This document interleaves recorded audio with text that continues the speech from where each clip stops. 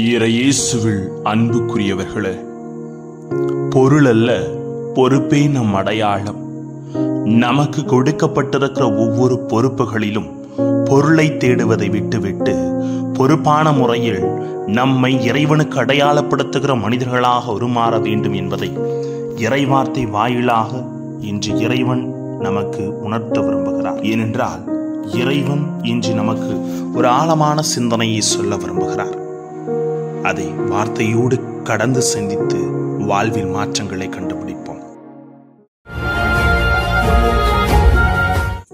Praise the Lord. இயேசுவுக்கே புகழ், இயேசுவுக்கே நன்றி.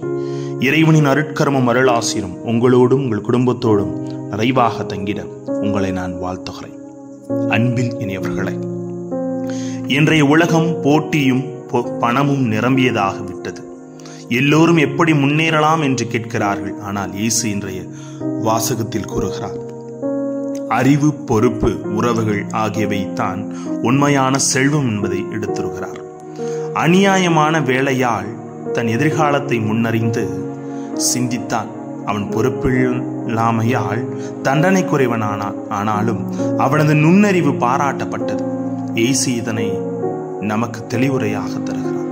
இவ்வுலகத்தில் இருக்கிற ஒவ்வொரு அறிவாளையும் தன் தலைமுறையிடம் வெளிச்சத்தின் மக்களை நுண்ணறிவாக இருக்கிறார்கள் என்று லூக்கா 16:8 தெளிவுபடுத்துகிறார். ஆக இன்றைய வாழ்க்கையில் நமக்கு தேவைப்படுவது என்ன? முதலில் ஒரு குடும்பத்திலே பொறுப்புணர்ச்சி தேவை. நம் குடும்பம், தொழில், சமுதாயத்தில் நம்மிடம் ஒப்படைக்கப்பட்ட கடமைகளை நம்பிக்கையுடன் நிறைவேற்றுவது அவசியம். நான் என்னிடம் ஒப்படைக்கப்பட்டதை எவ்வாறு கையாளுகிறேன் என்பது நம் நம்பிக்கை வாழ்க்கையின் அளவுகோல் என்பது முதல்ல பொறுப்புணர்ச்சி. இரண்டாவது, அறிவு நேர்மையோடு இணைக்கிறது. சிலர் அறிவை சுயநலத்திற்காக பயன்படுத்துகிறார்கள். ஆனால் இறைவனின் பிள்ளைகள் கிறிஸ்துவன் என்ற முறையில் அறிவை நியாயத்திற்கும் அன்பிற்கும் பயன்படுத்த வேண்டும். நுண்ணறிவு பிளஸ் நீதி சிந்தனை கிறிஸ்துவ ஞானம் என்பதை இன்று நாம் அறிந்து கொள்ள வேண்டும். உறவுகளை வளர்க்க மூன்றாவது செயலை உணர்த்துகிறார். அந்த வேலையாளர் தனது எதிர்காலத்தை உறவுகளின் மூலம் பாதுகாத்தான். நாமும் அந்த உறவுகளை மதித்து அன்பின் அடிப்படையில் உருவாக வேண்டும். பணம் அல்ல, மனித உறவு தான் நிலையான செல்வம். மறந்து விடாதீர்கள். நான்காவது செயல் எதிர்கால பொறுப்பு.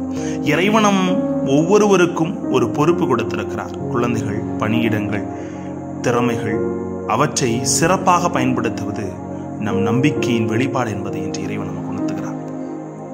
இறைவனின் நம்பிக்கையை ஒருபோதும் வீணாக்காதீர்கள். நாம் கையாளும் நேரம், திறமை, செல்வம் இவை அனைத்தும் இறைவனுடையது. அவற்றை தவறாக அல்ல, நியாயமாகவோ கருணையுடன் பயன்படுத்த வேண்டும். அப்ப இன்றைய நவீன உலகத்திற்கு இறைவன் சொல்லுவது, இன்றைய உலகம் புத்திசாலித்தனத்தை வியாபாரத்திற்கு பயன்படுத்துகிறது. ஆனால் இறைவன் பிள்ளை என்ற உணர்வோடு அதை நமது மீட்புக்காக, பிறர் வாழ்வுக்காக நாம் பயன்படுத்த வேண்டும். இறைவன் நமக்கு அளித்த எல்லா வாய்ப்புகளையும், உறவுகளையும், திறமைகளையும் அன்பும் நேர்மையும் இணைந்து அறிவோடு பயன்படுத்தும். அப்போதுதான் நம் வாழ்க்கை நம்பிக்கையோடும் நுண்ணறிவோடும் நிறைந்ததாக இருக்கும் என்பதை இறைவன் உணர்த்துகிறார். ஆக பொருளை அல்ல, பொறுப்பு தான் மிகவும் தேவை என்பதை நமக்கு உணர்த்துகிறார். ஆகவே ஒளியின் மக்கள் என்பவர்கள் கிறிஸ்தவர்களாகிய நாம் தான். அதைத்தான் லூக்கா 16:8 சொல்கிறார்.